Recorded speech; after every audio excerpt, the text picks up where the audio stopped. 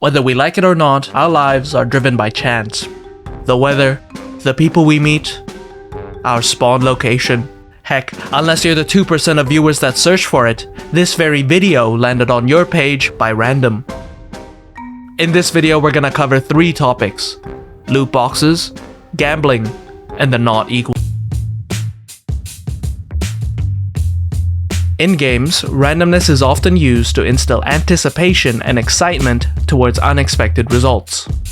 Think of the procedurally generated maps in Minecraft and Terraria, a lucky crit in League of Legends, or your starting hand in Hearthstone. It's generally accepted when it's used in-game, but as soon as real currency is involved, then we have to approach it correctly.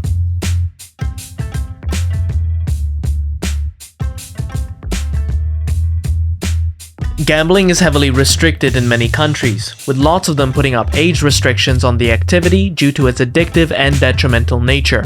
It's hard to distinguish between gambling and having an element of risk, but when problem gambling has so many detrimental effects, we really have to be solid on where to draw the line. So, what are loot boxes?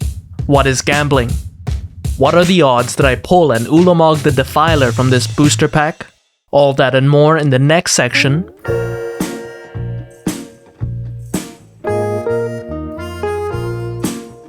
Loot boxes are sort of like gambling. Wait, no. Loot boxes are items which can be redeemed to give players virtual in-game products. The contents of a loot box is randomly determined, so they can potentially award players with items that exceed the original value of a box. By utilizing chance, they generate anticipation and excitement in an otherwise mundane purchase. Gambling is a blanket term for games which can be played for money.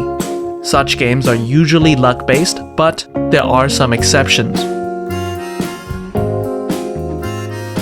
No. But what are you waiting on? What are loot boxes? What is gambling?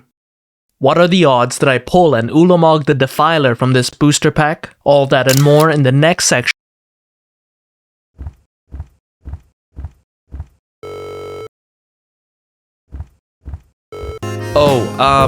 In binary, 8 bits are called a byte, and 4 bits are called a nibble. Yeah.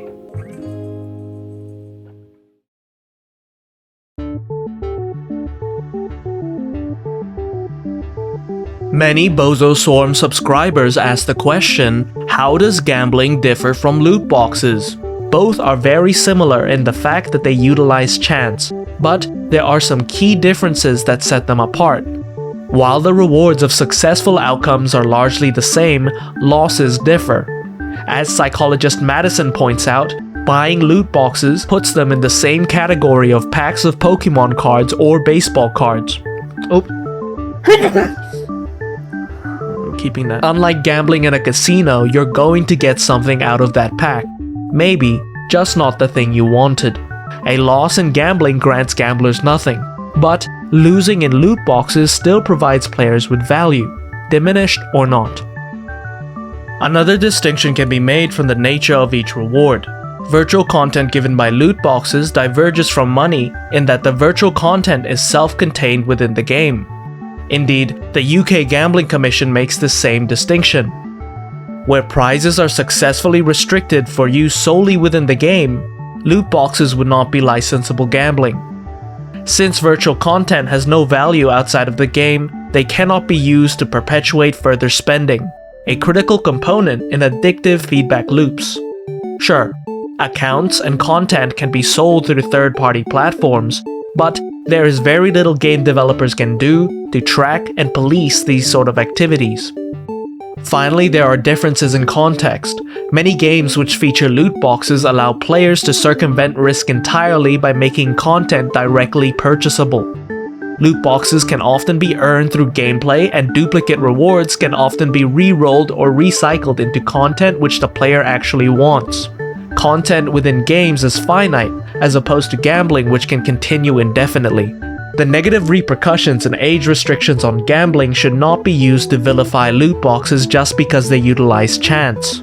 Here, a distinction needs to be made between gambling and having an element of risk. Both are exciting, But loot boxes are different in that they are self-contained transactions.